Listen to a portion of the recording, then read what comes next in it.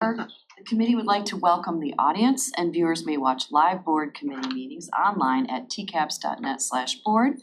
Recorded meetings may be viewed on demand at the same address. The committee has set aside this time for public comment. Kelly, do we have any public? We do not. Okay. Then we are at the draft meeting minutes portion of the agenda. Are there any changes to the draft meeting minutes? Okay, hearing no changes, the minutes will remain as posted. And we are on to the 2025 to 2026 TCAPS district course catalog updates. I will defer to Jessie Houghton. Yeah, at this point, there are no updates. I do anticipate next month we'll have quite a few, but we remember put all those middle school virtual courses in a couple months ago, so those are all set. And then as students come back and the buildings sort of see some requests, that's when we'll probably see some more next month, but none for right now. Terrific. Okay, and I know that will remain on the consent agenda for the full board meeting in a couple of weeks nonetheless as a standing item. Moving on to informational items, we have our board curriculum learning series, and this month the subject is student behavior, so I will turn things over to Ann Casworth and Jessie Houghton. Sure. Yeah, so last month we talked about more of the academic outcomes of our students in the district, and so this month Dan and I thought that it would be appropriate to sort of talk about the other side, some of our student behaviors. We have a few guests that we've invited here to the board curriculum meeting, so I want to introduce those first. A couple internal staff members. We have our principal at Traverse Heights, Brian Kay, is with us today, and then we have our lead principal at Central High School, Mr. Ben Berger, is with us. No stranger to you. Now it's a standing agenda item to be on. And then we also have two community partnerships that Dan and I wanted to talk about that support our student behaviors and help support all of our families in our community. The first one is a program called Building Bridges with Music, and they're here and they're gonna present and talk a little bit about their program. They've been present in a lot of our elementary schools, our middle schools, and our high schools as well to help support positive student behaviors and have a really engaging, unique approach to that. And then we also have some of the staff members from our city, Traverse City Police. We have the chief here with us, Captain Simerson in the audience, and then our SRO, Officer Nowlin, is here too, just to talk about the relationship we have with the city of Traverse City Police too. So they'll be chiming in throughout the presentation. Terrific, thank you for joining us today and welcome. So we really wanted to start too talking about, we do a lot of work and more work, I would say, to proactively set the stage for student behaviors. All of our staff does, right? How do we teach kids to behave and interact appropriately and respectfully? And that's a big part of it, the education system. We think that's a big tool for kids to move forward, is to be productive members of our community and productive citizens. We know that we're humans and conflict arises and things don't feel good and wishes and wants and desires are sometimes in conflict, and how do you navigate through that is a constant teaching that we provide to our students, K-12 all the way through the spectrum. So this graphic here is from the Castle. They have a ton of research about what the different elements of social emotional learning. You can kind of read their big fields there. But it is a lot about self-awareness, self-management, what happens on those interactions, what might be your role in those, what can you control as a student in that. So. Yeah, and how that kind of the rubber hits the road as we go to our next slide, specifically that proactive part that Jessie was talking about starts with some of the social work that we have in our buildings. So all of our buildings has social work or counseling support, which has come a long way in the buildings. Myself, kids, our community is super appreciative of the board, of our leadership to prioritize social work. And currently there's a social worker in every elementary building 1.0, and that's come leaps and bounds. I think I've talked about it before, even when I was at Westwoods and we had a social worker a day a week. Now with every building, and some buildings, our higher need schools even have more than one social worker. They have up to two in their building full time. So I brought Brian here to talk a little bit about social work supports at Traverse Heights, but those are mirrored throughout the district. Missy Warner our whole director of whole child systems. She couldn't be here today, but she's done a ton of work as far as unifying all of our elementary buildings, our tier 1 social emotional learning, and just the immense amounts of supports. So. Yeah, so I wanted to say first, thank you for allowing me the opportunity just to talk a little bit about what we do at Traverse Heights and then at TCAPS. Just to echo what Dan had said, school social workers are extremely important, I think, in our schools here at TCAPS, in particular at Traverse Heights. The top bullet point there says building strong and trusting relationships, and that is a huge thing and something we focus on at our school and at our district. Is kids, we wanted to make sure kids feel like they belong and that they want to come to school, because it's exponentially harder to teach a student if they don't feel like they can trust the adults in their building, and that starts with the school social work team. And what Dan alluded to too about Misty, we've adopted several of the systems to allow us to support students and clear the debris for our teachers, and that's first and foremost what social workers are really trying to do, help support our students so that our teachers can teach and have a really sustainable, safe environment. And they do an incredible job. I can't speak higher than for our staff, but also for TCAP staff, and just how hard they work to help support students and families in some really tricky situations. So that's a really important piece, and I think systemically of how we've kind of rolled things out with Misty and our elementary team has been really impressive, and it's helped a lot of families, students, and staff along the way. And I think it's more than, I think when we think of traditional social worker in a school growing up, right, where they're responding to behavior, right, where someone's in crisis, we'll call the social worker, or the kid hasn't come to school for a long time, call home. We do all those things, but the majority of the work our social workers are doing is that proactive tier 1 SEL, coaching teachers and getting in front of behavior to help avoid, getting to that consequence phase. Yeah, I was just gonna ask that question actually, Dan, so thanks for volunteering that. So every elementary school student then is touched by a social worker before there's any kind of incident or crisis, like the kids actually get to know who the social worker or workers are in the building, that sort of thing, to build relationships. Yeah, I would say at our building, yes, and I would imagine at the other buildings as well. They push in to do a lot of teaching in the classrooms. They're out in the hallways. I'm sure if they had a pedometer on, they'd be hitting 10,000, 20,000 steps a day. Yeah, they're out and about. The families know them. Obviously, the teachers and staff know them super well, and so do the students. And I will speak to like some of the systems too. Like we have, if a student walks in and just doesn't look like themselves, teachers have a kind of a system where they can just type in the student's name and a social worker is alerted, and throughout the day they make it a point to touch base with that particular student. Not that our teachers don't respond and check in, of course they do. However, there's just that extra layer of support with the social worker. We also have what's called the Nest, which I think several other schools have a proactive break space too. So that's often run by our social work team. And that's a proactive system that has leaps and bounds helped our students that struggle with just 3 hours of learning in the morning without a decent sized break or movement is so helpful, just to take them aside for 5 to 10 minutes, meet with one of our social work team members, and then head back to class. So just clearing the debris and helping students regulate so that they can attend to the learning is super important for us. Do you have counselors as well?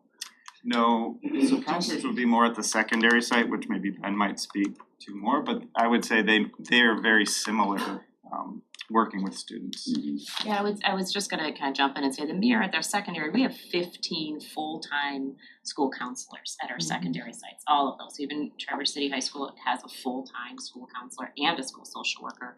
And Ben can talk a little bit, but they're a lot like what Mr. K was saying. They're out in the hallways, they're greeting students, they're doing a lot of those proactive touch points. And it's not always because a kid is in crisis or needs help. Sometimes it's a high five, and sometimes it's a, hey, I saw you at the game last night. It is being present and making those connections. Yeah, I think that when we think of the secondary and we look at just the numbers on a caseload. So at Central High School and the secondaries, you're divided with a grade level or a group of the alphabet. And so your team becomes your assistant principal and your counselor. And so we've been really systematic about those proactive touch points. And so the AP will go after having a one-on-one conversation to get to know all ninth graders, while the counselor is meeting with all seniors in the fall to talk about post-secondary and meet with all them. And so by Thanksgiving, you've met with both grade levels. Every student's had a one-on-one with a support staff, we'll call, right? The teachers are the center, the teaching and learning, and then our support staff that has more flexibility in time throughout the day. If one student needs 20 minutes or another student needs 3, they're available with that flexibility. And so we map it out so that we're kind of working to the middle so that we can say each year, each student's had a non-crisis or a non-reactionary touch point with an AP or a counselor. I had a phone call this week from someone who works with the court system on kids, that are having difficult times they go through. And she's very concerned because a little girl that she'd been working with for a number of years is doing very poorly in school and apparently has been for a little bit of time. And this person's very concerned that this kid is not going to graduate. She's got at least a couple more years, maybe 3 more years in the high school realm, but she just is not there at school and she have not connected. And actually, and I think I've mentioned it, my little sister, to a certain degree, may be similar. And I worry about those kind of kids. They're not in crisis. I've seen little kids that are acting out. They're hitting the wall and they're disturbing everything around them. That I understand too. But there are some kids that are quiet. They're not causing problems. They are just their failure. I mean, academically, school is not offering them anything but time and space. And those kids are ones I'm concerned about. The kids that aren't from a background where, college is an automatic, of course you're going. Kids that are kind of they don't even know what they're going to do when they don't have to go to school anymore. And how we address those situations, I don't know. Can you do that through one social worker for a whole school? I'm not quite sure how we address that. Well, it's a team approach. It's not, that doesn't all fall on one social worker. Sure. Whole school. I know that in Jesse at Central High School, and I believe they still do this, they would go through every student before school started with the entire staff and see who had a relationship with what student. And if you did not, they would then create that kind of that timeline to make sure they contacted that student. So every student had an adult in the building. So that's what it looks like as far as making those connections with kids. So that example you're talking about, students falling through the cracks, we want less and less of that, right? When Absolutely. this student currently in high school right now, I don't know where they went to grade school, but quite honestly, there's a chance that, because this is only the last, I'm going to say, I got to go back a few years, 5 years now, when I was at Westwoods, when we didn't have full-time social work, just 5 years ago, right? That every school didn't have a social worker in it, and a social worker a day a week. So if this person's in a sophomore in high school, right? You go back to when they're in elementary school, they might not have had a full-time social worker, and it was me, right? The principal, and then Selecki 2 days a week. There was no coaching, right? Coaching makes a huge difference as far as connection with kids. So what we've done kind of proactively to get in front of this is to kind of alleviate kids that have these stories like this. And I think, Beth, too, if I might add, to your point, crisis isn't always that lightning bolt, throwing book at a locker. This is slow grind over time, and it's quiet and it's hiding beneath a hoodie. And so to Dan's point, we're in a better place in that story is known by our staff. Whereas a couple years ago, we might not know what the quiet dissenter's doing. And so once it's known, But Dan, Yeah. to a certain degree, I think the social workers and all, that is great. That's community interpersonal. Got in something. But what about curriculum?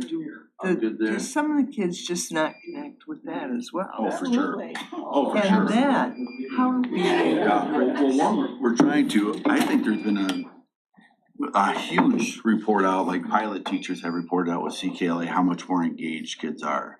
Right, and that engagement is huge as far as, and that's where our teachers work so hard. As far as trying to make connections with kids through the curriculum, math is hard, I mean, Math is a I whole think other it's- ballgame. is making those connections, and we just keep, we've done the research on CKLA to help do that. Right, where kids go home, they talk to parents, and time after time after, I mean, if this was one story, I wouldn't bring it up.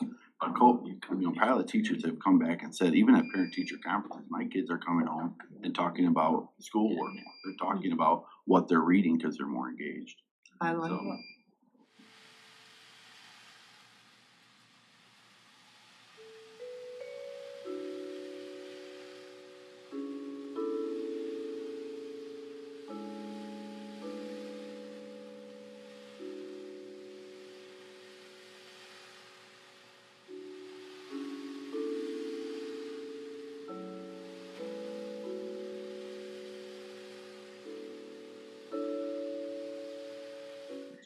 Please resume.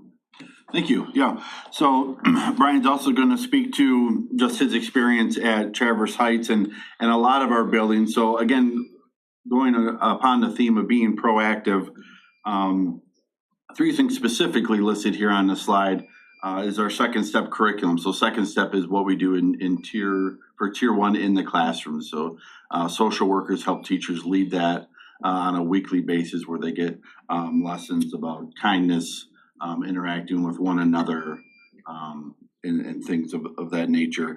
And then our PBIS systems, every elementary school has a positive behavior intervention support system in place, really to help bolster that tier one strong PBIS system. There's so many positives in the building, and Mr. K will touch on those. And in our community resources, we have some in the room that work with our city schools specifically, but even out of the city, we have a strong connection.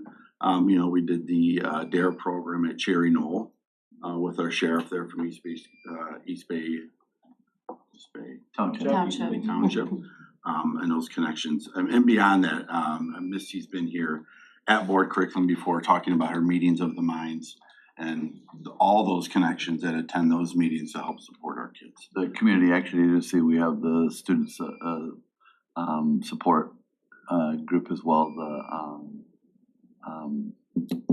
What's the name of the, slipping me at the moment. I'll remember it. Go ahead. So I'll have Brian talk a little bit more specifically about what that looks like in the schools. Yeah, so I can give a brief overview of the three things that Dan had mentioned. Second step is a curriculum that all of our students get within TCAPS. Prioritizing this is very important. We like to carve out right after morning announcements. The first 15 minutes of the day are direct instruction from our classroom teachers. And second step is relatively easy to use and access. Sarah, I'm sure you've taken a look at it and used it as well. It's pretty interactive too, but the lessons are shorter so that our students can, start the day relatively simply and have a clear mindset of what might be expected for the day or something to work on. In addition to that, Traverse Heights piggyback second step, and we have a Monday message. I do a recording, but we have a focus area for the week. So in the previous slide, safe, respectful, responsible is something that all of our schools are focused on, in particular at Traverse Heights. We work monthly on those particular things, and one thing I've learned from our staff and from our students is that the more focus we have on a particular area, then our students can strengthen that and our teachers can focus on emphasizing that in the classroom and also And there was light. there we go. There we That go. was really good.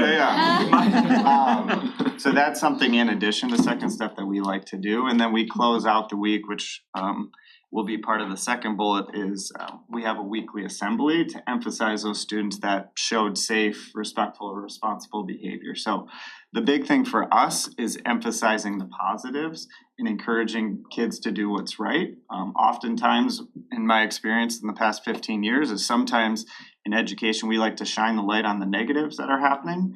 And what Traverse Heights in our school district is trying to do is teach kids proactively and also emphasize the positives that are going on so that kids revere, hey, I'm gonna get all this recognition for doing the right thing as opposed to, hey, I'm gonna get this attention by doing negative things. And so the next bullet is our PBIS system, I would say is our cornerstone system at Traverse Heights. And I know Long Lake and Silver Lake are starting to explore the idea of adopting the house system. Essentially what that has created for us is just a really strong foundation and culture of doing our best and working together towards a goal. And so that has been something I think our staff, our students and family have really resonated quite well with. It builds friendly competition. It teaches kids how to win, how to lose gracefully. It teaches them to do the right thing in tricky situations, and we are trying to constantly emphasize those positive things so that our students, staff, and families really resonate and bring themselves together. And so the house system has been great in doing that, and I'm really proud of our staff. It has evolved over the last 5 years, and now it's starting to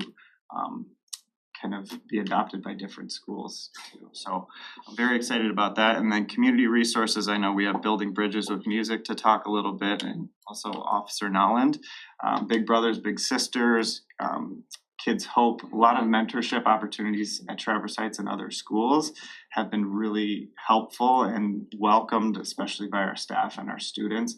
Those connections, those relationships within our community only make our schools better. So that's something I'm really proud of. I worked with Officer Nolland quite a bit too in some really tricky situations, and the way in which he's handled things with our staff and students and families has been really impressive. And it takes a village to help all of our students graduate. I know Ben's here to talk about that piece too. It starts in elementary school, and all with our community partners helps our students as well.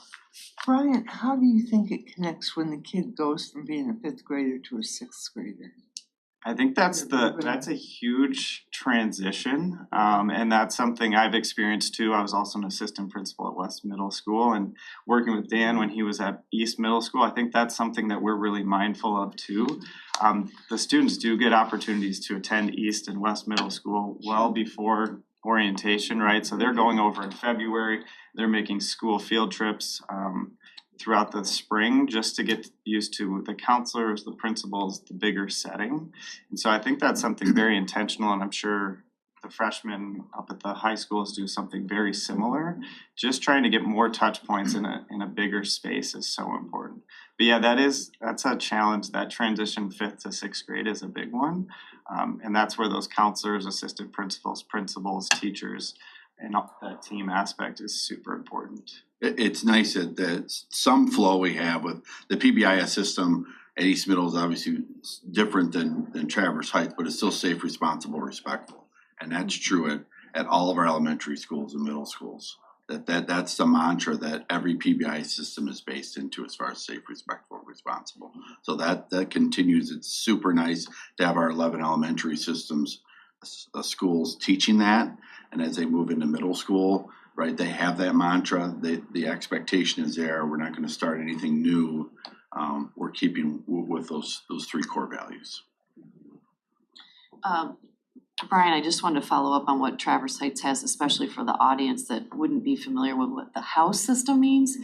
I know you've used the Harry Potter houses in the past, Gryffindor, Slytherin, etc. I'm just curious, is that still popular with kids, or is there something that is like now more in vogue? Yeah, so Harry Potter is often associated with the house system, and it's kind of how we teach people about it. However, there's no, other than the system itself, no connection to Harry Potter. So the staff and the students the 5th grade students that were leaving to the middle school actually helped create the house names, the logos, the mantras of each house. So there was buy-in from staff and from students in that respect. And they're off the lakes, correct? Yeah, they're all based on the Great Lakes. Right, Yeah, yeah, okay, yeah. yeah. Homes. And so originally, when we were planning this as a staff, we really wanted students to buy in. So we thought, hey, we would incentivize with these bigger, elaborate championships. So these prizes like dance parties or popsicles, more tangible things, or like bounce houses when those were Company cracked out on that, yeah. That was the original thought, like we want to make this grand and we want kids to do it. And what we found was like, one, logistically that's really hard to accomplish. Two, half the kids didn't really want a dance party or a bounce house. And so now it has kind of drifted towards like pride and having your name on the banner and the year in which you won and getting a pin, and the kids are ecstatic about it.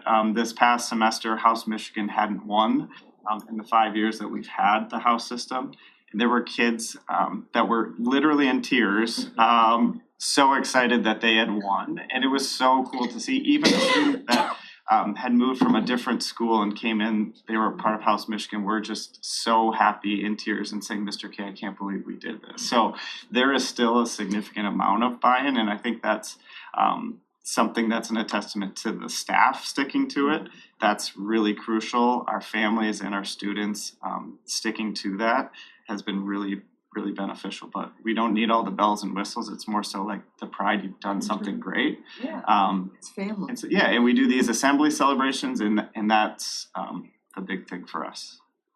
Do they learn about the individual Great Lakes too? For instance, can I say I'd rather be Superior than Erie? So that's you, once you are adopted into that house, you can never leave. You have to That's keep your house. lake You don't clean. get to pick and Yeah. choose. where Lake you Erie bring has it. to do with a lot of algal blooms. But yeah, there's a lot of backstory that our staff has created, and so there's even a book that we hand to our new students and at the first week of the school to teach about the backstory of our school, the fictional backstory of our school, and how the houses came to be. So there is a social studies component to it. And the other great thing is when we accept a new student, I meet with every family. I give them the book and have an assignment for that night to, hey, read the book and come talk to me about it the next day. Just a way to welcome our families and to teach them a little bit about our history. And then you can see the upperclassmen and the younger kids, they relate across that same principle. Well, the nice thing, it's intermixed. So we have kindergartners through fifth graders that mix and see each other every month. And we also do bi-weekly meetings with different classes. So they're intermingling with their housemates and classmates they may never see at a different school. So kindergartners, fifth graders, they're all intertwined and working towards a common goal. Yeah, I like the house system. I'm gonna ask Mr. Berger to talk a little bit about and give some examples about what we do at the secondary to proactively, and we listed some of the things here. We do have a curriculum that's used at our middle school, but our high school does not use a pre-created curriculum. There's actually a lot of research out there with high school students that those types of curriculums aren't as effective. Students have a harder time buying in. Those high schoolers like to see through some of that stuff. But they do lots, grade level meetings, they do some student mentorships, and then again, that community resources. And then we'll have our partners here talk a little bit more about what they do and what they bring to TCAPS schools, so. Yeah, so like listening to Brian talk and then the questions from the board, those transition years are really important. And so when you look over the scale of what a kindergartner at Heights may have by way of that SEL support and focus, and then you look at a senior at Central High School or West or Traverse City High School, you'd hope to see some gradual release, and you'd hope to see them living out those core values and maybe not having them as explicitly taught. But the first bullet on there is an example of our middle school students having positivity project in their advisory. Still a targeted lesson. There's a lot of continuity then in all students getting the same messaging. And it takes a special person to work at a middle school and help shape those students. And middle school tends to be a lot of corrective discipline, in that kids are exploring and figuring out. It's the first time they're dumped from their elementary school, which is more geographically based, into a big melting pot. And so it's a lot of lower level figuring out who they are. And it's really important that our core values help shape those decisions about who you hang out with and what you're doing. And at Central High School, our mission statement is making meaningful connections with a purpose. And that statement is something that confidently students could say, all staff could say, and it's nice because it's simple. We've stuck with it for about a decade now. And really that was a testament to our staff saying, stop changing what our focus is. We really attach to this. And so tentacles have kind of grown off that. But the premise is, we firmly believe that if you know your neighbor, you're going to treat them with more respect. And so if I walk into a classroom and a student can't name who's sitting at the table with them, we've not done our job. And so really at the high school level, it's a lot of giving teachers permission to build those connections and not feel like they're putting these self-imposed curricular deadlines on themselves. And so some of that work has been just giving that permission to build those bridges and connections. And so we see it from staff to student. And like Dan had mentioned, we have every name printed out, and then staff go around with a marker, and they have about 15 minutes to mark one of 3 columns if they know the student by name and face, if they know a fact about them. And so they just mark their initials, and then we take a look on the back end, who is only known as name and face, like surface level, who's not known at all, and then how do we be more targeted? And then we run that through, are they involved in any student groups? The answer is typically no if they're not known by that. So how do we get exposure to that in an authentic way? How do we get exposure to peers in an authentic way? And then how do we target and pair up the right staff to tactfully build a relationship with that student? And so we do that every year to start, and staff love that. It's like always a testament to where we are and what our demarcation is of how many kids are not known. And then we write every kid's name on a postcard, pre-label it, and at the end of the year, every kid has gotten a letter from a Traverse City Central High School staff member. Not one kid could say that they didn't get a letter written. And so our staff meeting cadence is they come pick 2 names, and we talk about, it can't be a letter like you did great today. It can't be generic. The letter needs to be specific, and it needs to be personal. And so those like proactive ways that staff are building. This last year, we talk, staff, time is our most valuable resource, and teachers are, there's no shortage of tasks. So our community partnerships become really, really important. And we've been blessed with big brothers, big sisters, and they come into Central High School and train. We had 37 of our own students trained to be bigs. And so not only are they bigs to elementary students and being pushed out, but we're now leveraging them inside our hallways doing peer mentoring.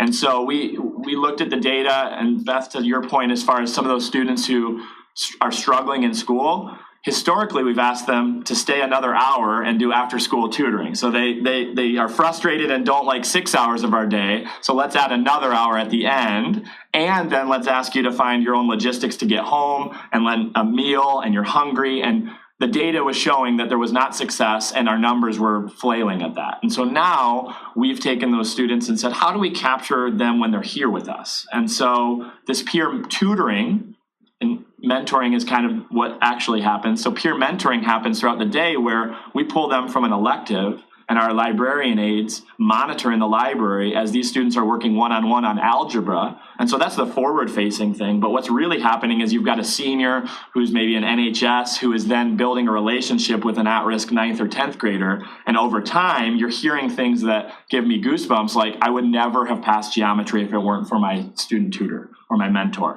And then you hear them being pushed because you've got some of these maybe National Honor students who have not had exposure to students from different backgrounds, who are learning just as much from their 9th or 10th grader at risk, who may like lap them 2 times over in street smarts. So it's been a real symbiotic relationship, and something we're looking to leverage because the demand was so high, we ran out of students who were available to be mentors. And so the formula was the experts in our community, and Robin Smiley and her Big Brothers Big Sisters team is unbelievable. And then this guy sitting to the left of me. And so, it's interesting because like on paper it can be divisive, but I want you guys to come see him at our school because, and I'm going to get choked up, but he's like he's a social worker. Like kids come up to him and ask him to play chess or soccer. Like it is unbelievable.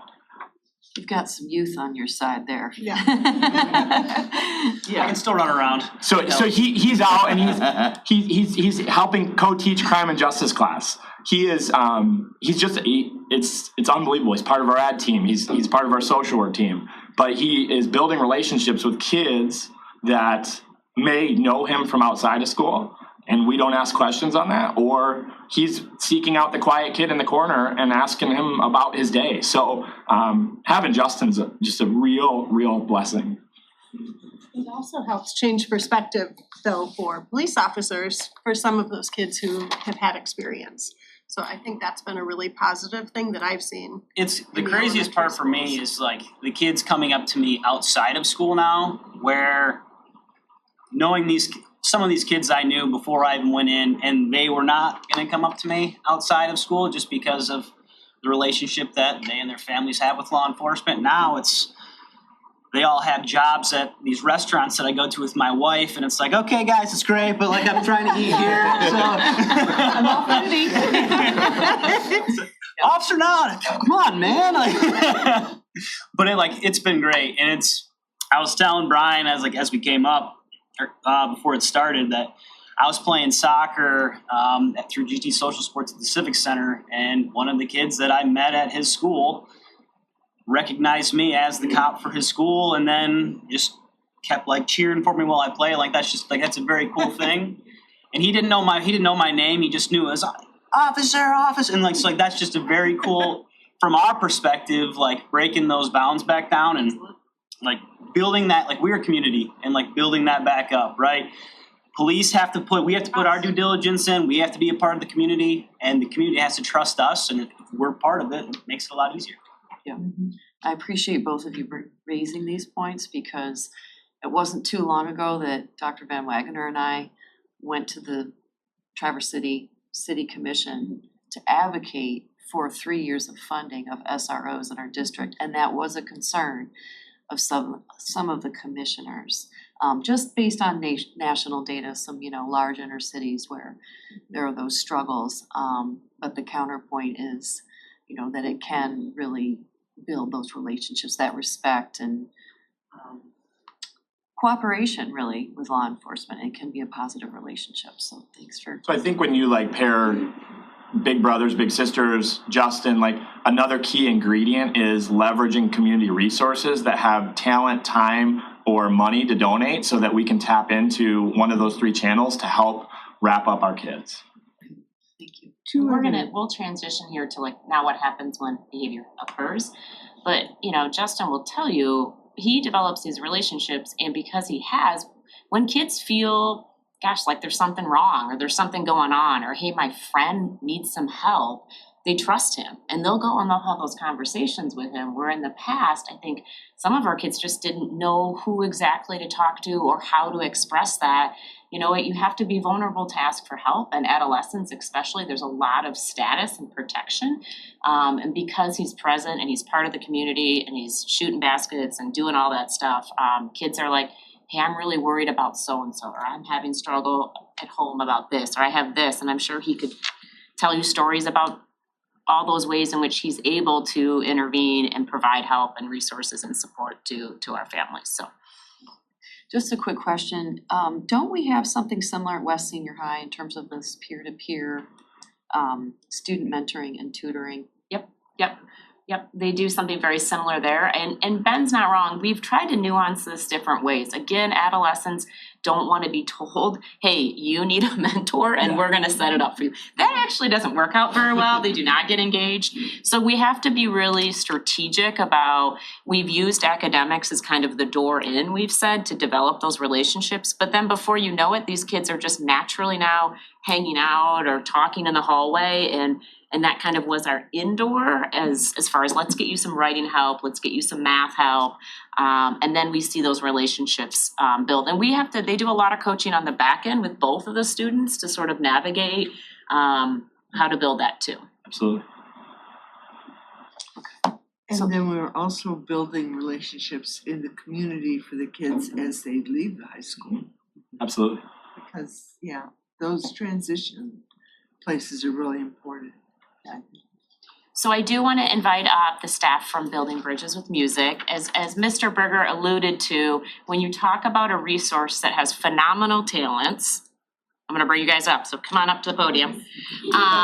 These guys are incredible at their craft.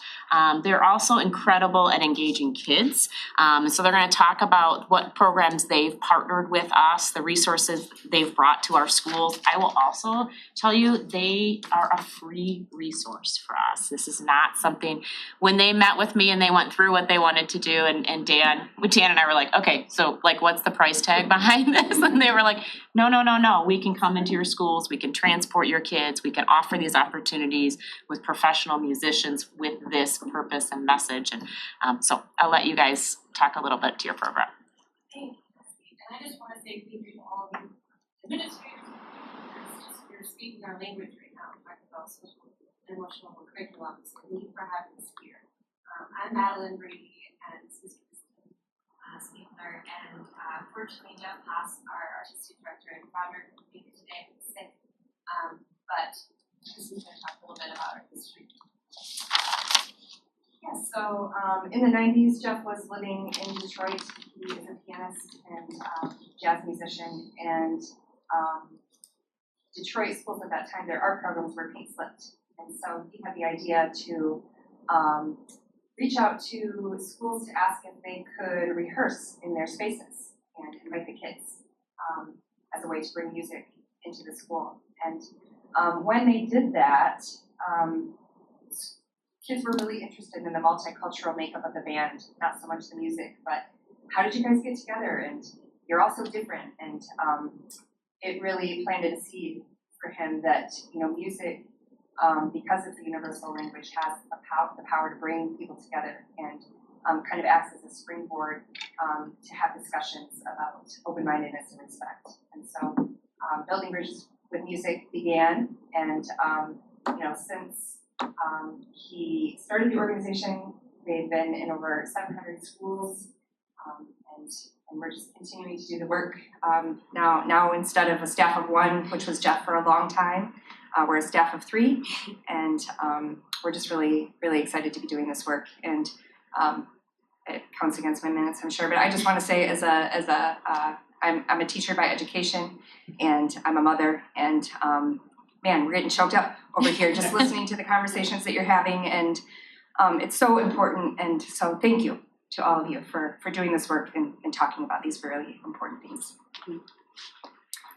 Yeah, so we do offer 3 programs at the moment, 3 different sizes. First is our assembly program, which is the largest, around 150 students. And then our poetry workshops are more workshop-based, a little bit more interactive. And then our Sisters in Jazz mentorship program. And next slide. So our assembly programs are what we've been running the longest. That's how it started. I actually got to see my first one when I was 12 at Old Mission School, back when it was TCAPS. And it serves the most kids, 150 kids in gymnasiums typically. But this year we're offering free field trips to the Alluvion, where kids can come and see our programs. This is where our 5 world-renowned jazz musicians come and play music to kind of welcome the kids into the space. And then they really get into it with their personal storytelling of their lives, dealing with things like disrespect and bullying, and really talk about those personal stories and use the music as a way to connect with students, connect students to each other, and kind of leave that lasting impact, which actually really worked for me. I remember Jeff Haas saying his little spiel about teamwork and how each member of the band is important and plays a specific role. And I met Jeff again 3 years ago, shook his hand and said, "Hey, I remember you. You came to my school." And he said, "No way." And I'm just really happy to be doing this work. And Kristen's going to talk about the other programs that we've developed in the past 3 years. Actually, they're newer, because we saw this opportunity to have a deeper impact with students. The assembly program is 150 kids, so they hear our message first. We wanted to have some way to follow up on a more individual, like person-to-person way. So she's going to talk about our poetry. Next slide. So right now our assemblies are geared towards 3rd through 5th grade. So the poetry workshops are reach middle school and high school, which those are the kids that are harder to reach, like you said. So this is kind of a covert way of talking about some of the things that you've been talking about with older students, because they are quick to grasp onto the idea that you're trying to plant these seeds. So Detroit-based artists in residence Joel Fluent Green and Peace Bell, they facilitate our poetry workshops. And contracting with artists is a powerful way for students to witness the passion and the skill of working professionals and educators in the field. And we do that because it really broadens their perspective and enriches their understanding of the world through different art forms and cultural backgrounds and diverse approaches to art, which you know probably, if you can think back to when you were a student, when you have a guest in the room, it sort of increases your motivation and sparks a different thing than teachers have the power to do, because you're with them every day. So there's sort of a novelty when a guest comes into the room. So we use that to our advantage because it helps foster community connections. It strengthens the bond between schools and the broader artistic community. And academically, in the spirit of what you said, that time is a valuable resource, we can come in and we directly, with our poetry, address curriculum requirements related to poetic analysis and interpretation, and we do it in a really engaging and accessible format. The poets come in, they discuss some form of poetry, and they give them a writing prompt, and then students write. And the piece that, music and art is a universal language for connection. And so, these students are given the opportunity after they write to share their work. And, when we first started this program, we thought, well, they're never gonna want to get up there and share, but they do. They come up and they share, not just surface level stuff. It's like really personal, deep, like, holy cow, I can't believe they're saying this in a room full of their peers and other adults in the room. And it just really is validating because kids are hungry for the ability to have this way of talking about what's going on the inside. And they're also, I think, hungry for connection with other people. And that provides the space, this poetry. And our poets, they walk down the halls and kids are giving them high fives, and after our workshops they're asking for their autographs, and it's really meaningful and it feels really important, and we're really happy to be able to offer poetry workshops to middle school and high schoolers especially. So what are we thinking about in terms of the poetry workshops this coming year? Yeah, so these guys will work with our ELA teachers, right? And they do sort of where does it fit into their curriculum? Kristen's exactly right. A lot of this poetry work they do hits the Common Core standards that we would have already been instructing, and they really infuse some energy into that. So they've got some nice connections right now at the middle school where they come in and they work with the English teachers in those, like when I'm teaching poetry. These guys are the resource in which they bring in to do that because they do a nice job with that. So, yeah. I'm sure you already know this, but you could tie it into the National Writers Series that offers the free poetry classes as well Yeah, we've to been students in our talking about area. Yeah, they can Yeah. continue that that poetry. Yep, and inviting kids into the Alluvion, which is a whole next level of feeling important. And, you know, it's just the space is magical. And we have had students in there, and when they come, it's like, it's just different. We can reach them on a different level. So, yeah. About how many kids do you interact with that are unique? We've got some numbers here in a couple slides. Yeah, So we'll talk here- about the numbers at the end, but you know, typically the poetry workshops, we have 2 poets that sort of tag team either usually one classroom, because the less kids we have, the bigger our reach. But sometimes we'll combine 2 classes and we'll split the room, tackle it that way, but small numbers for poetry. And then do you do it one time with that group? So we've done it both ways. This year we were in West Middle School every Friday once a month. So we were able to build different kinds of relationships with students in terms of, you know, trust, and that was really impactful. So we're looking to do that again this year. But typically we call them one-offs. We have a calendar set up now where educators are going to be able to go in and sign up. I mean, you can really sign up for as many workshops as you want, as long as they're available. But typically, we've been just trying to hit all the schools, so we'll go, you know, just one time. But those recurring programs are a huge goal of ours to increase those relationships. And at West Middle School, kids were saying, "Hey, Joel, hey, Peace," in the hallways, and that, like you were saying earlier, is just awesome. And that's definitely the goal, is to make those relationships and build them within the community, in the school community.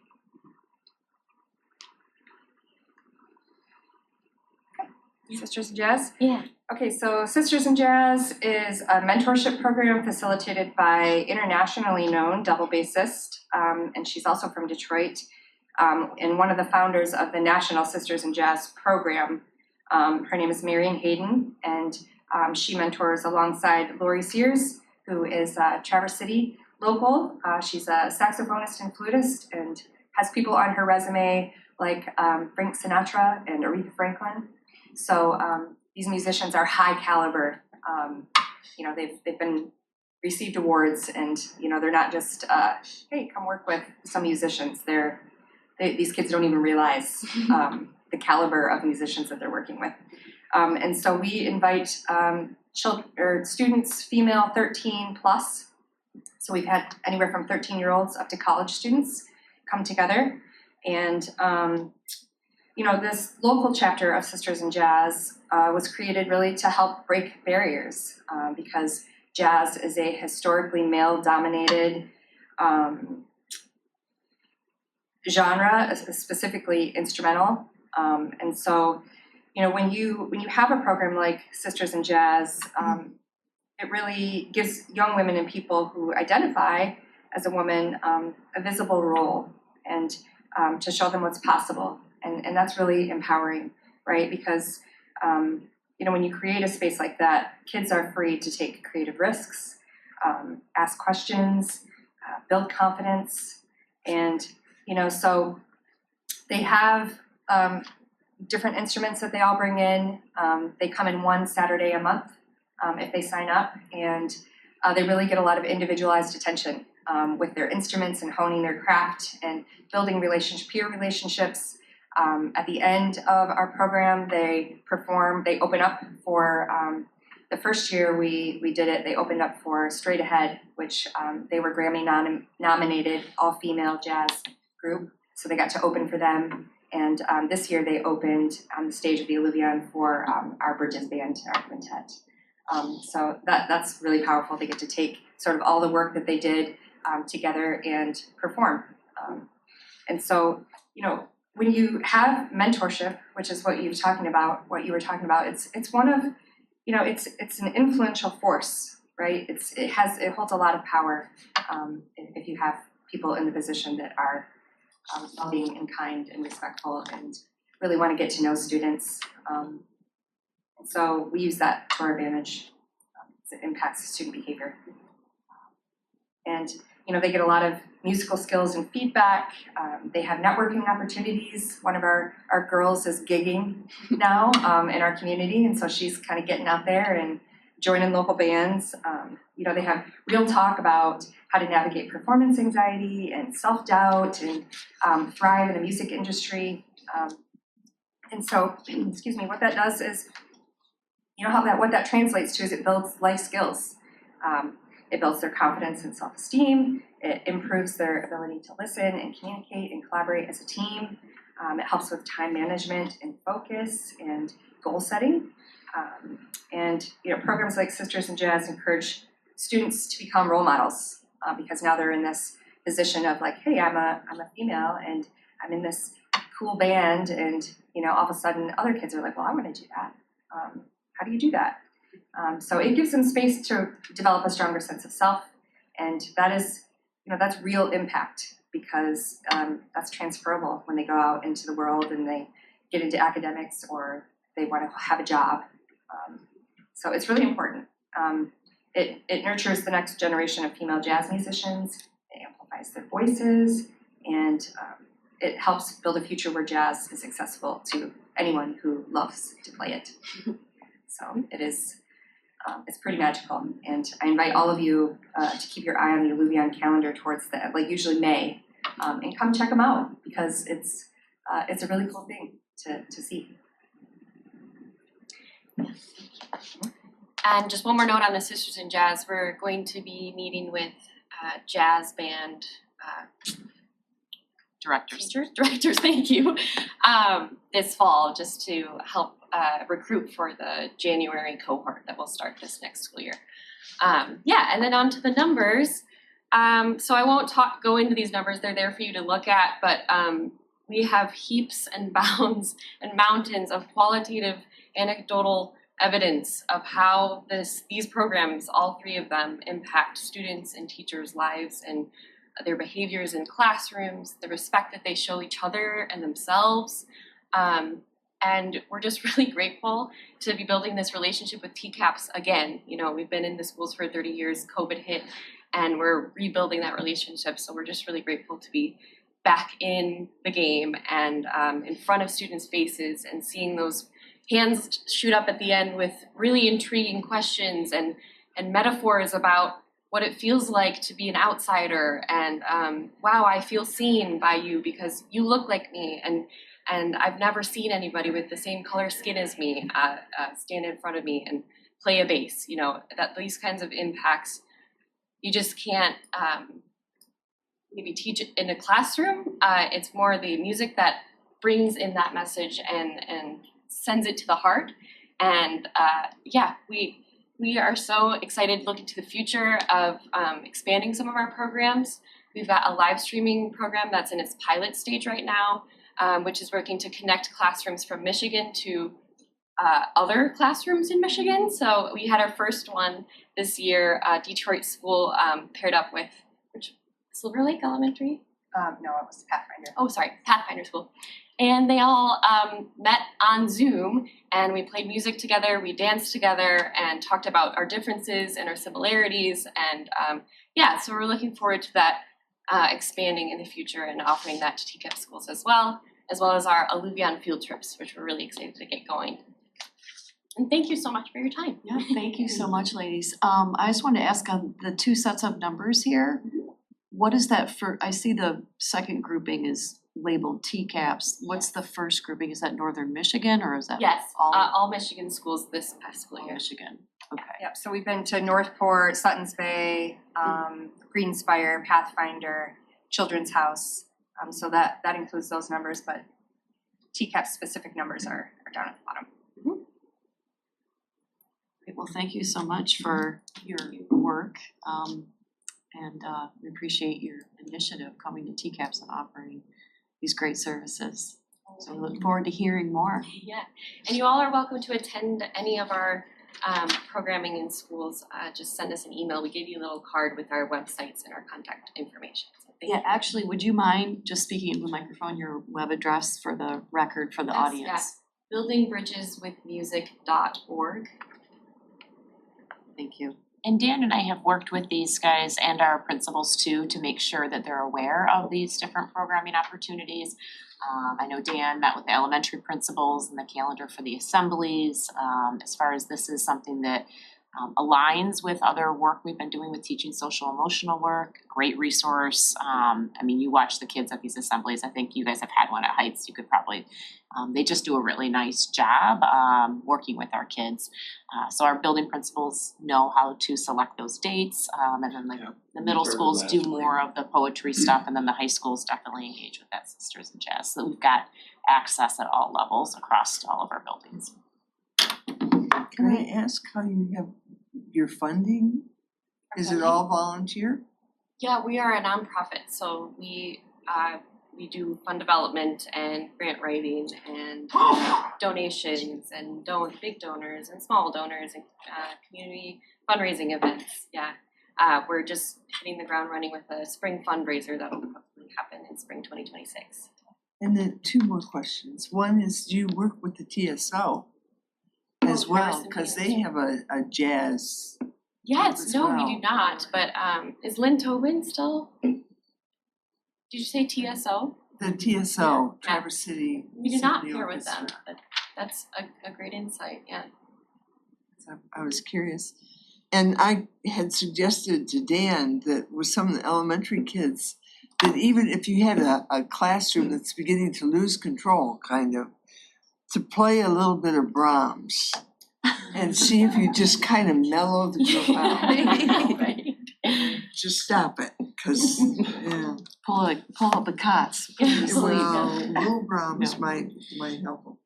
Beethoven might not. No Tchaikovsky. They use music. Often. Oh, yeah. I just wanted to mention too, we're actually in the process of creating an animated series based on our jazz band, and they will start live action and turn into animated characters who go off in the world and help kids not solve their problems, but ask the questions that help them solve their own problems. So keep your eye out for that, because that'll be a cool thing for kids to be connected to in our area. Thank you. Thank you so much. Thank you. Great work, very much. Thanks for being here. We did also link in here some data that Officer Nowlin sent Dan and I, some SRO data. We weren't necessarily gonna open it and go through all of it, but it's there for you guys to glance through as far as the work he's done, the relationships he's built with our community and our kids, and I don't know if you want to say any comments about that right now? Nothing in particular. What doesn't get documented in that is so anytime that we have kind of a positive relationship building event, we're supposed we don't really have it's because it's not criminal, there's no data for me to pull on that. I don't pull numbers every time I talk to a kid or mentor a kid, so some of that's missing. A lot of what you will be looking at that is the specific criminal aspect of things that I've investigated. So that's kind of more of a criminal law, not kind of the proactive things that Ben talked about earlier. I think the other thing in there too that has been really a good connector is the behavioral threat assessment piece that, Officer Nowlin's then a part of our team in our building, and we can start that process in a consistent and really speedy manner. Instead, prior to, we would call and you'd get a different officer each time. And so in that, you'll see there were about 10 behavioral threat assessments where he's able to be a part of the team and do a home visit in a super timely manner, and then build that relationship with that family moving forward. So that's in there as well.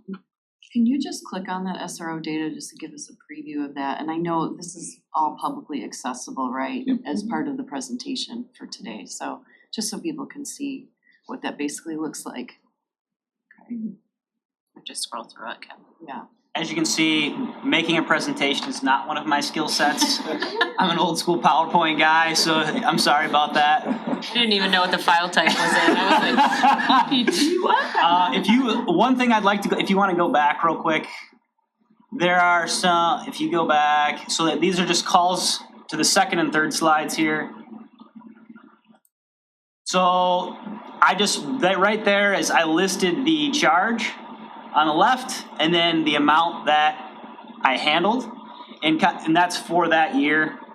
And what that is that's as it came to us, right? That's the initial what we started investigating, not what it ended up being, right? So it gets reported as a domestic assault, but that by the end of the investigation, that doesn't necessarily mean it ended up being a domestic assault. That's just what we investigated it as. So there's a lot of scary words up there, so keep that in mind. But not every single one of them came out as that. Some of them did, but not all of them did, just for clarification for you guys. Kelly, if you scroll through a little bit on there, keep going down. And I will let you know, our school administrators are mandated reporters, right? If they see or suspect criminal activity, they are required to call the police officers. We conduct our own investigation parallel to the police, right? And they have processes in which we can share information, but these guys have been really, really great about knowing where those lines are and ensuring that our families and our students' privacy, they do not just have access to everything, student records or demographics. If they need those, they have to follow processes to access those. So we're very, we feel really strong about FERPA and protecting our families and our students' private information. So we'll run our investigation and figure out if there's a school consequence to it. And a lot of times they're running their investigation, but having a partner, a lot of times it doesn't duplicate interviews for families or touch points. Sometimes we'll do those together so that we're able to not have to repeat some of those. So what the CAC, so Children's Advocacy Center kind of calls that, it's kind of trauma-informed investigating. And the idea behind that is if you have a child who's a victim of a crime, instead of the school investigating it and asking questions, and then myself asking questions, and then the CAC then asking those same questions about a very sensitive topic, whether that be child abuse or sexual assault or even domestic violence, we can do it in kind of one go, and then I can work with Connie Taylor through any Title IXs. So that way, the kid only has to relive that the one time, and then hopefully then we can kind of work on the rebuilding as far as what they've lost through that issue. Some of these things that we already gone over, if you could go back to the slide for the assessment center or the threat, go back right there with the blanks, next one, right here. So I left these blank simply for the fact of one thing I've learned this year is I have to do a better job of documenting when we do a pre-threat assessment and when we do the full threat assessment. Because as we were going through, going back as I was pulling these numbers up, that was something that lacked. So if you look at the home visits, 9 home visits and 10 home visits, like Ben was saying, anytime we get anything that constitutes even the smallest level threat, and he and I discussed it, our threshold for these are the lowest it can be, because I would rather do a bunch of extra work than miss the one, right?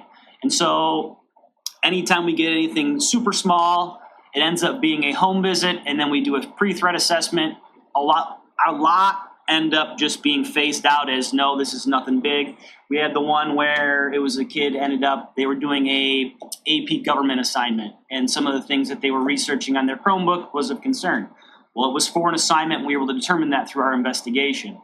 So that didn't necessarily need the full assessment, but we still did a pre-assessment on it. So that's something that I'll do better documenting for you guys, so that way you guys can kind of know that. And then if you go to the previous slide from here, so BTAM is what Ben was talking about, and as I discussed with my boss back there, Captain Simerson, I attended a basic threat assessment, I believe in 2023, and then I did the advanced course this past May. And the goal is to have me attend the train the trainer. So that way I can come back and actually train, hopefully with conjunction with some other trainers, just train TCAPS staff directly. So that way we can kind of greaten the amount of people who can take part in that threat assessment. So that way we just have more resources. So then we can do professional development with all the schools like right beforehand, because in the high school we deal with this stuff a little bit more, but I don't think we did any threat assessments for Traverse Heights. So for Brian's school, it might need some refreshing year to year because they don't do it as much as we do it at the high school. So that's kind of the threat assessment aspect of that and kind of what my goals are and what I'm trying to accomplish. And I believe the new state law is coming in as well. And so that would help us as a district comply to those standards. So that's the few extra things I wanted to say based on that data. Officer Nowlin, can you go back to your very first slide? I was just curious about the calls, because it looked like they went down this last school year, and I was just curious if you had. I will clarify that. So if you can go back one more, I believe. Like to the start. Start, yeah. There we go. So what you're seeing there, and as I said, we don't really have we have calls for service. Anytime I do something, I pull up a call. Now, that first year, it was like every time I went and helped out in a classroom, I'm pulling a number. I'm pulling another number. And so I forgot what the math I did on it was, but what you're seeing there is primarily all of those in the first year. When I went to classrooms, I pulled a number for it. So that, what is it? 186 maybe? Yeah, 186 maybe, 184. Those extra numbers are just times I went to classrooms or times I did what we call public relations. And he's not talking going to a classroom because there's a student issue. Going to help co-teach criminal justice. Like interacting with our students. So it just got to the point where it was interacting with the students is part of my job, not something I wanted to really, as somebody say, pad the statistics. So 434, if somebody sees that, that's a lot of police calls. Well, as I've got a little bit more experience in this job, I've started to realize what I actually need to document as a police call. And so that's why you see the lower number. I would say the second year is probably a little bit more accurate to the first year, sans all of the times I was in the classroom. Still going on, but just how I documented it was different. You're refining it. Exactly. Does that answer your question? Yes, thank you. Perfect. And there was a slide there that said common questions that kids ask you. I thought that was a really poignant, they seek Officer Nowlin out for as you can imagine at a high school where you've got 1,400 kids drive. And so there's kids who bump into each other in their vehicles, right? All the And so time. there's a lot of, how do I pay this ticket? And am I going to get a ticket? And he's really been a great resource for our students in our community to navigate The big those one, things. the big two that I've seen, but that have taken a little bit more of my time are when the parents get arrested for domestic violence. That's not something the kids necessarily want to bring to Ben's team, but that's something that either the counselors will refer them to me or I will talk with them, because then I can kind of give a little bit more in-depth explanation as to why what happened, whether they were arrested on a warrant or if there was a crime. The other thing is why was I pulled over? So you get kids from all different backgrounds who may or may not think that they were pulled over for an unjust reason, which with policing nowadays, we're doing a bit better job, but that stuff still happens. It's out there. And so I have the ability to pull up the exact, depending on who pulled them over, but from where it was at, I can usually pull up the traffic stop and any notes by the police officer, and I can explain that more in depth. And if they still think that they were unjustly accused of something, or if it was racial profiling, I've explained to kids how to file a formal complaint. And so that kind of stuff, that's only happened 1 or 2 times, thankfully. But nevertheless, that's there. And especially in the criminal justice class, I've advised the kids, if you ever have an issue with a police officer, either report it or come let me know, and I will explain to you how that happens. So it's back to that, building that relationship in the community. The community has to trust us as police. And so it's kind of me putting it back to the kids on if there's an issue, let us know and it will be addressed. The other thing that I think is interesting, and Josie, the difference in the raw numbers, but if you looked at the types of calls from the first year to the second year, there's some numbers that went up from year 1 to year 2. And when we were diving into the data, initially that might be cause for concern, but it's interesting because if keep going, yeah, like looking somewhere there, a lot of this is not school issues, but we've had kids seek out Justin because they're comfortable with him to report something. And so it's nice to see in our community the comfortability grow, so that when a student needs help or they don't know how to handle something, they might go directly to him. And it's nothing that happens in our walls and is not a school consequence, but it's something that they're then reporting that would have gone left unnoticed prior. And that's huge, and that's, I don't wanna say that's that's a lot of what I deal with, but that is some of the domestic assaults from the first year and especially the second year. I think at least one of them were, but it's stuff that happens at home. Then kid comes in, officer, now can I talk to you? And then we start going through it. It's like, oh crap, okay, hold up, slow down. And then we go through it. And then because I have that trust and they're willing to talk with me, it's procedurally, it's just easier if I'll take care of it. And then that way that trust stays and we can kind of build that if they have any further issues. And same with the mental health calls. A lot of that is, I believe I think it was just the one student for I think all four of those, but it was a student who has mental health issues to the point where they get physically violent and they want to hurt themselves and hurt others. Well, for some reason, that student had just really liked me. And so anytime that student got to the point where they were saying things like they wanted to kill themselves, I went, talked to them, calmed them down to the point that we could get them to where parents could pick them up and then go from there. But that's all of my training is generally in mental health and de-escalation. I'm part of our crisis intervention team. I'm a hostage negotiator, so that's kind of my skill set. And so that's why, for mental health and things like that, and what Ben said, that's kind of where I shine. Thank you. So when it comes to TCAPS having to advocate for the renewal of funding for SROs and CROs, we want you at the table. Thank you. This has been really helpful and illuminating. Yes, absolutely. You wanna come Just up make with sure you speak into the microphone there. Thank you. Pete Simerson is my captain of the Services Department. I've worked with Justin. I was sergeant, lieutenant, captain.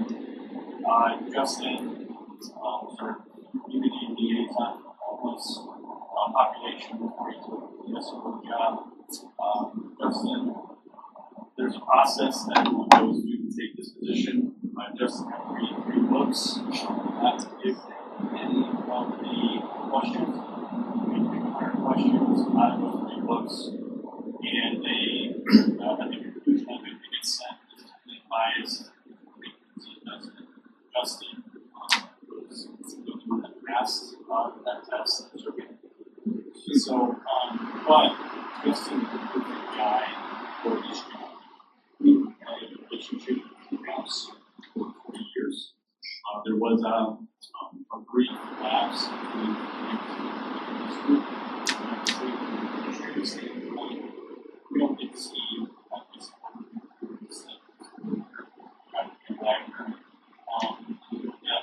the ECM calls, assessments, target mandatory reporting of 3.6 to the jurisdiction and advise.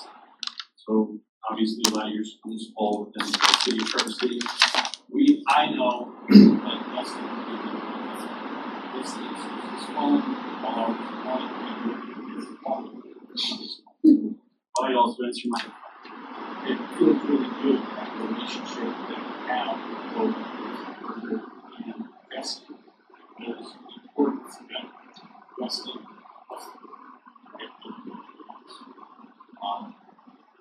he would also child that access to that child, right, parent, child not going to school. If we have that, we all decide on that together. Like, what is the best approach? How are we going to deal with this child the next day? Is that as soon as they get off the bus, we're searching their bags, go to school? Is that get them back to the parents? All of these relationships, those things, all of the lives. Born and raised here, these are the things that we don't want for our parents. This relationship is inherited. Not only the city of Traverse City, but also TCAPS, and we take great pride. So I want you guys to know that Justin, just not even on the law enforcement side of pressing charges with kids. That is the last we want to make them better. We're also part of Work with Ed. Some kids just they're addicted to it. So that's in this beginning going to school absolutely not. That's not the goal. The goal is they want to learn skills, we get them in the workforce, and we can help with that. There's an education piece too. This is bad for your health. This can happen. We work with those child, we work with those kids. These are all things that are done behind the scenes that other people just don't see. You can't put statistics on. And put statistics on a child that witnessed a domestic violence between two parents. And now doesn't want to talk to anybody else, but has a relationship with Justin, we'll come talk to them. Justin will call me, we have counselors that we can work with them. Or at LGBTQ, member of the school, want to talk to anybody else, and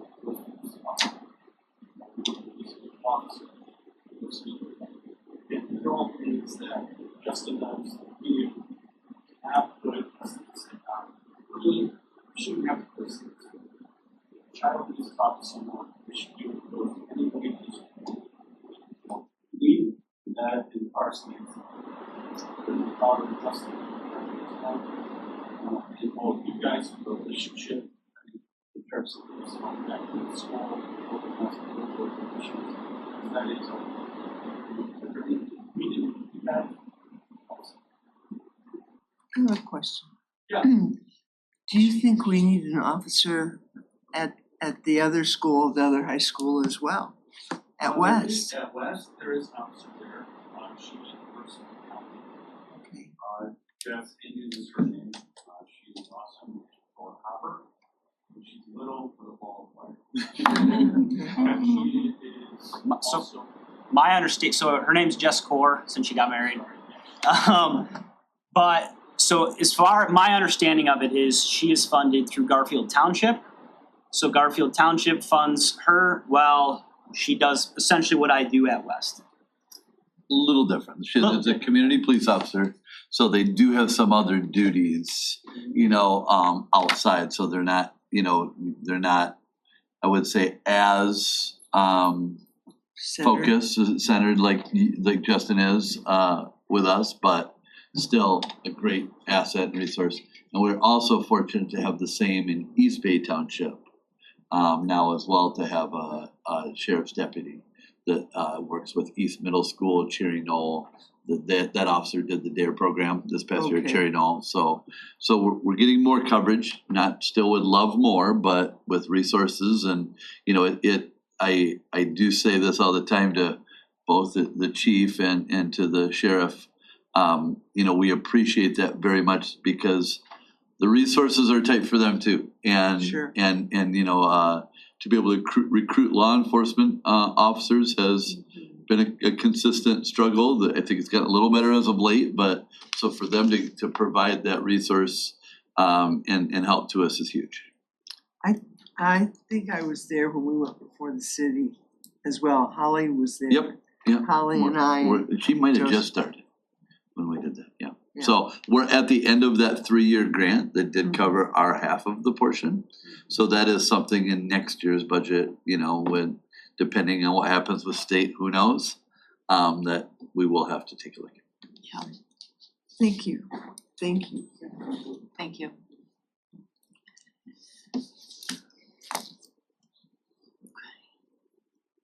Okay, so we've already sort of moved into, we've done all the proactive work, we've set the stage, we've developed these relationships, but the reality is conflict still arises and things, students make choices that we wouldn't want and that aren't appropriate, and so how do we respond?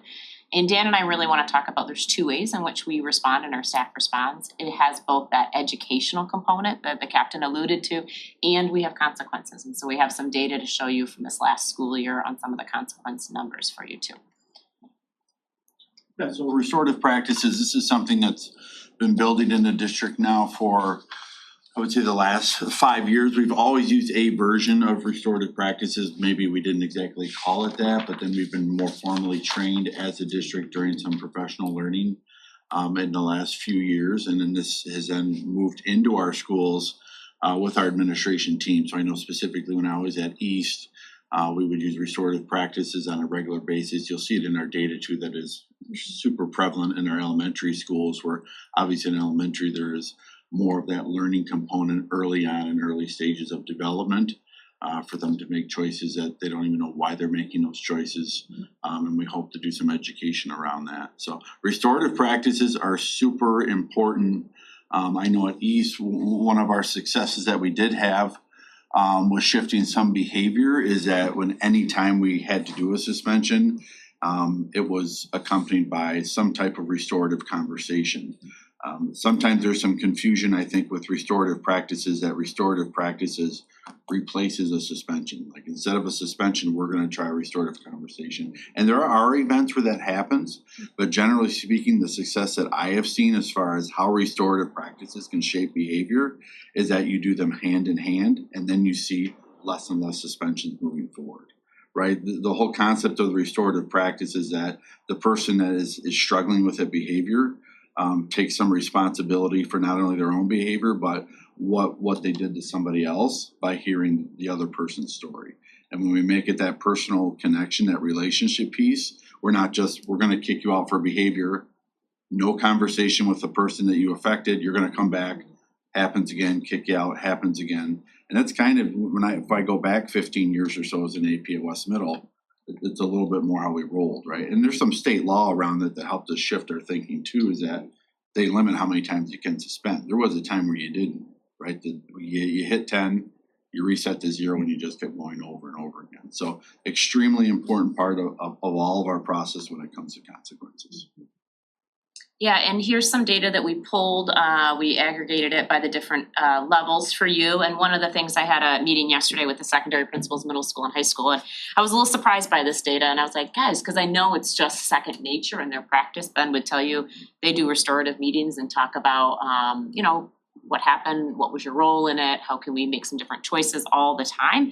And they said, oh, well, it's a little bit of a data issue, Jess, because when we label a consequence, we can't also label restorative at the same time. It's like a little bit of what the captain was speaking to, is that like you label it what the behavior was, and you can't, and we put in our notes restorative conversation. So when Jesse was pulling the data, it doesn't categorize as the outcome was a restorative conversation. To Dan's point, it's typically paired with a type of consequence. It might limit the consequence, it might change what that consequence is, but the restorative piece is there a lot more than that data shows. And then the types of consequences that we're able to pull data from and sort of show you are really our suspensions, right? Suspension means that we have removed a child from the educational setting for a variety of reasons. It could be safety, it could be harm to others, it could be, hey, we all need a break to reset here. Our two typical types of a suspension are as what we call an ISS, which is an in-school suspension, or an OSS, which means the student then is removed and going home for the day. The last type would be an expulsion, which you would go to a disciplinary hearing for. That would be an expulsion, would be a suspension that lasts 60 school days or more. But again, that would go through, I'm the hearing officer for secondary, Dan is for elementary. And those tend to be very extreme behaviors that very much impact not only the education of that child, but the education of many children at that school, right? So our top behaviors I listed there after I pulled out the suspension data. That's sort of on top to bottom. There are more behavior types, but I wanted to give you an idea of what are the top ones that we're seeing in our schools. And those behavior types are what we can then consequence, or that's what we label in Power School. So those are our, if we use labels, so there's some things that we try to make, as a building administrator, you try to make the best connection possible.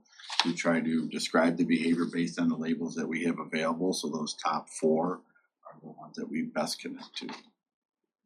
And then we pulled 4 years worth of both in-school and out-of-school data for you here, so you can see that aggregated. And then on the side, I dug a little bit into last year's for you to give you a feeling for. So at the elementary, you see the 99 number, right? So 99 in-school suspension. There happened to 62 unique students for last year, and then you can kind of follow that down. I did the average length, just to give you as a board an idea of when we do an in-school suspension, you know, in case you hear, oh my gosh, my kid was suspended in school for 5, 6, 7, that just, first of all, that's really tough to have a kid in school suspended for 5 days because it's just not good for the kid, it's not good for our system. So there's the average length there for you too. And then just so that you're aware, when I was looking at the elementary data, 74% of those 62 kids were suspended one time. And then there was no more the rest of the year. And just to touch on elementary data real quick, there's the actual system or structure set up for ISS really doesn't exist in elementary, right? There are no designated rooms in which that are supervised, unlike a middle school or high school that have a dedicated person to help when someone goes into ISS. So like Jesse was saying, you know, just digging into the data was super helpful. You know, they average a point less than a day is because when a student, right, is not in the classroom, right, we want to document that in some way beyond a timeout where it's more than 1 hour, right? That's usually in the office. And so it's hard for an elementary to manage students in the office anyway. So just the systems is why we don't, if the elementary, a few schools do rely on that as far as how they document that, but for the most part, that's why you might not see that number as high as the secondary. And then middle school, 71% of the students, it was one time they were in school suspended, and at the high school it was 77%. So 3/4 of our students, when this is a consequence, it's not a repeat then that this occurs again. And the data I also really liked was I was like, okay, so how many students were on the really high end? There were 3 elementary students who were in school suspended 5 or more times last year. There were 3 middle school students who were suspended in school 5 or more times. And there were 4 high school students who hit that. So that really shows that it's not, you know, we're really trying to make sure if the consequence isn't changing behavior and the education component isn't, let's come back to the table as a team and meet with the kid and make another plan for how we can support the student, because just removing them isn't working, so. And there's protections in place for students with disabilities. You know, any student that has an IEP is limited to 10 days of suspension, and that includes ISS or OSS, right? We combine those numbers. And when we look at the numbers in TCAPS, we don't do partial days or hours. If we have to send them home like the last hour of the day, we count it as a day. And then that counts towards, especially a student with who has a disability, you know, that counts towards the 10. And then at 10, then we have to have manifestation determination review and look at more of what our systems are to help support it. And then here's the out of school suspension data for you as well. Again, I just pulled the unique students from last year so you could see out of that elementary 286 times in which it was issued, came from 118 kids and so forth, average length as well for you there. And again, we see the majority of students have received that out of school suspension one time, and behavior is changes and adjusts, and it's a handful, 6 students at the high school, 8 at middle school, and 13 at the elementary who are in the extreme of this has occurred multiple times. And I would guess, based on my 2 principals here, that probably at that point you're looking to have a team meeting and talk to the kid and the parents and the family and figure out what's a different way we can support the student to access learning and education.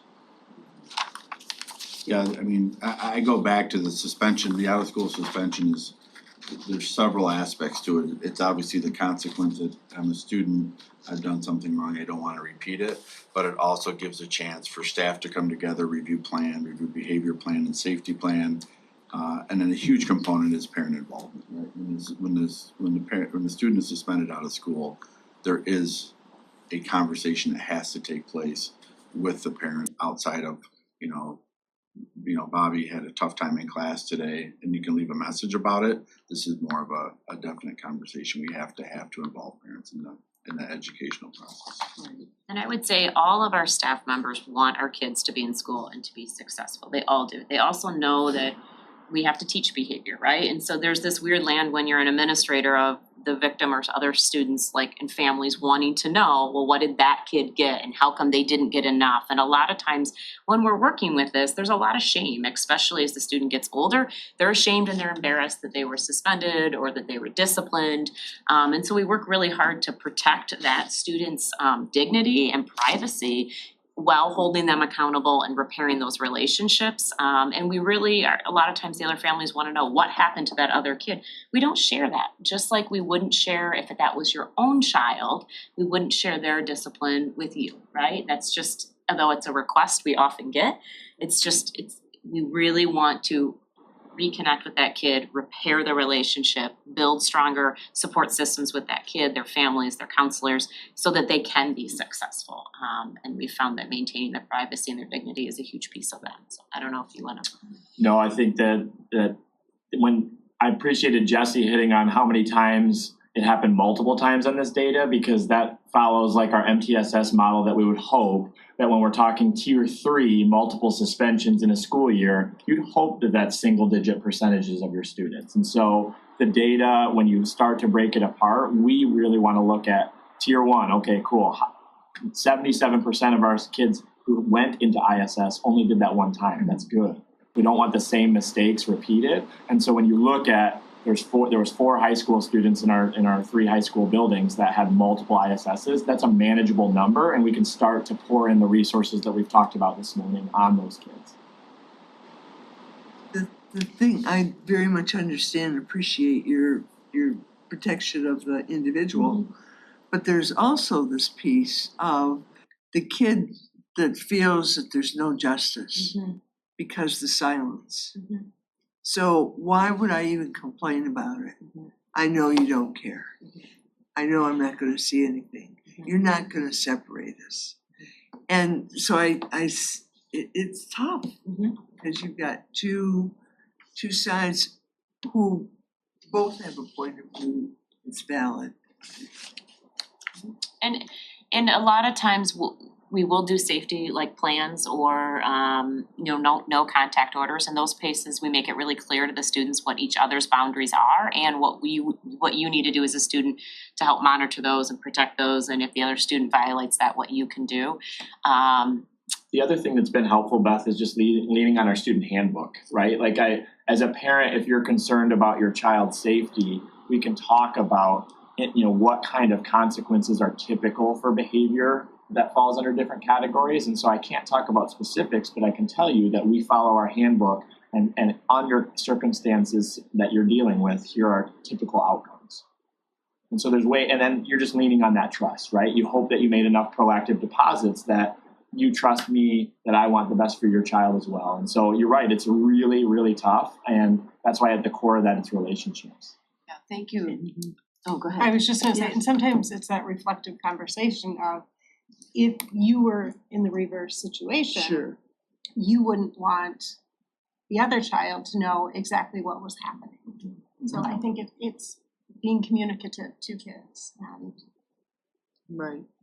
protecting kids' dignities. Yeah, I've just heard it from both sides, Sure. you know. Absolutely. Yep. And on that note, if you ever see something that is in our policies that are lacking, because that's the foundation for the handbook, please bring that to the superintendent, Jesse and Dan's attention so that we as a board can address that too. Absolutely. I wanted to just ask you to revisit that first bar chart with the restorative practices data. So I think we looked at this data a year ago as well, where we saw like a big increase in reporting. I might be mixing this up with something else. But if this is the broad, any time that restorative practices were called for, obviously now that we have a 4th year's worth of data, we're seeing that increase at the elementary level, but then, a downward trend with middle school and high school. And I just wondered if what your thoughts were about that, because to me, that looks like, okay, we're doing more work at the elementary level, but it's resulting in, a decline in the secondary level, which. Well, I don't know if the restorative practices, I think that's not gonna actually impact how many restorative, you wouldn't see it continue to go up as they go through school. In fact, we'd like to see less of it because they learn. Right, exactly. They learn the lesson of the restorative. So, that includes, there's even a marker in Power School that says apology. So we included, there's a restorative circle, there's a restorative conversation. We're working with Sophie and our data team to get this down to kind of one label And like Jesse was saying, it's tough, cause this usually is not the majority of the time, but a lot of these conversations that happen with kids at elementary school, this is how we document it, right? This is it. There is no suspension that goes along with it. There's no other consequence, but we wanted to document the fact that our administrator talked to a student, about a situation on a playground where two kids are wrestling around, right? If they're two kindergartners, are we gonna throw kindergartners out for wrestling? No, we might, but at the secondary, right? You have kids fighting in the hallway, they might be suspended. So naturally, you're not gonna see that, I don't think, an uptick in these sort of conversations as they go through our system. We'd actually like to see it go down, because hopefully they're having some type of positive impact. Yeah, I do think the coding was an issue after the meeting yesterday, and these guys all said to me, well, Jess, but once we put a consequence in, we can't choose restorative too. And when Sophie and I pulled the data, we just pulled what was selected. I did not comb through all the narratives to look for the word restorative, and they were all like, we do it all the time. So I think there's some awareness from these guys about how can we make sure we're documenting it if we're gonna be aggregating at this level to look at that. And so that was really eye-opening when you guys said that. I was like, oh yeah, you can't choose two consequences. That makes sense, so. And I know it's year 4, but I still think there's, for secondary, just my experience in secondary, you're still establishing baseline. Like, that was never an option to even pull any restorative when I was an AP at West Middle. Or even, starting at East, we just made it aware of it's there. Let's start using it on a more regular basis when it's even possible. Mm-hmm. Like you said, if you want to do that, now we're talking about double entry and time, and it's a lot. So hopefully we can continue to work with our data team to find the best way to document every instance that we do. And those are not documenting just conversations that teachers would be having. For sure. So, There's a ton going on. I think that's probably in the middle school, high school level, and in the elementary level, that's happening all the time. Right, Correct. yeah, see, to the point that there's like a little timeout space for one child, and when he feels like he's losing it, he goes in there. It's interesting. Thank you. Appreciate that. Good stuff. Particularly helpful as we, as a kind of like a springboard again, as we look to the new strategic plan and that strategic goal on student behaviors. So I'm curious, what performance measures or measures for success, as you call them last month, what have you used in the past in this space, and or what are you thinking about for the future for the district? Well, for the past, I'm not sure of data that was used specifically with strategic plan. I know data in secondary buildings we've used is definitely ISS and OSS as far as looking at our systems and how successful they've been. I can see we're specifically looking on positive student behaviors. We're working with Tiffany Palmaville, Executive Director of Special Education. We're working along that goal and figuring out data points that would help us show growth. I mean, I would go back to, and speak for everybody, but as far as looking at the 3 major data points we showed here, OSS, ISS, and restorative. And I think too, one of the things that was helpful to the secondary principals as we were digging through this yesterday was, I agree with Ben, it was nice to see the majority of kids hit that consequence one time and then were able to correct. And it was nice to see that, yes, there are kids who had 5 or more OSSs. It was 6 high school students in 3 buildings with the population. Great. Who are those 6 kids? How are we ensuring that they get the level of resources that they need, or that we reset some plans? So the frequency of that, as far as kids bouncing into those consequences more than once, was nice for us to look at and have some conversations around. And for these guys to raise awareness as lead principals, as they're looking at their suspension data, man, we've seen Justin Nowlin on that suspension data 5 weeks in a row. Have we thought about, doing something different and where we're at? It raises some awareness for these guys as building leaders, I think, too. So. Yeah, I think at the building level, Josie, we use just what Jesse was talking about. Like, are there outliers in our statistics? So the goals kind of being the national norm, like, 85, 10, 5, whatever the percentage as far as tier 1, tier 2, tier 3. And then are there outliers, are there repeaters, and then narrowing down to that story. Okay. And then just going back to the earlier part of your presentation on teacher expectations and student, feeling of belonging. I remember it was several years ago, and I think it might even have been pre-COVID. But Kate Burwinkle at Long Lake Elementary brought some training to the district on a national scholar expert on social emotional learning. And I just wondered how frequently our teachers and staff are getting SEL training. Do we need a refresher district-wide, or do you feel like this is so ingrained in what we've been doing for, a number of years now that it's not, needed at this time? I feel like we're far, and you can speak, obviously you were in the classroom fairly recently, but I think with, Director of Whole Child Systems, right, that we've created that position with Misty Warner, that has given us the organization to keep track of our SEL learning, right? When we talk about priorities in buildings, every kid reads, mathematics, now that we've actually introduced more of this social emotional learning, right? That was never necessarily a component when you said even pre-COVID. We have a contract with our second step that I believe it's a 6-year and we're in year 2 or 3. So we're dedicated to that program. It's consistent over 11 buildings. So right now, as far as district training, I don't think is necessarily needed because we have that social work support in every building to help support that learning. Yeah, and I would say that we've done a better job embedding that within the work that we're doing. So instead of being sort of a standalone expert in the area coming in to infuse knowledge, although we're always looking for those when they make nice natural connections, I would say these two principals would probably share that at every staff meeting, they do something to talk to their teachers about how are they building community in their classrooms, how are we building community in our school, and those are touch points that happen continuously through the year that I think help strengthen the pieces of that. I'd also say, as a secondary administrator for quite a few years, we really looked at what were the trends, right? Vaping was something that rose and was something we really had to think about. How do we respond to this? How do we proactively get in front of this? How do we deal with students who are vaping continuously by themselves in very excluded areas, which is more of an addiction, potential situation. And now we've seen that trend sort of decrease, and I'm sure we'll find another trend here that they'll pick up, as we've seen. And so how are they sort of looking at the landscape of the behaviors that kids are bringing to school and then thinking about, okay, do we have current systems in place to support those? Or is this a new behavior that we're seeing a lot of increase in?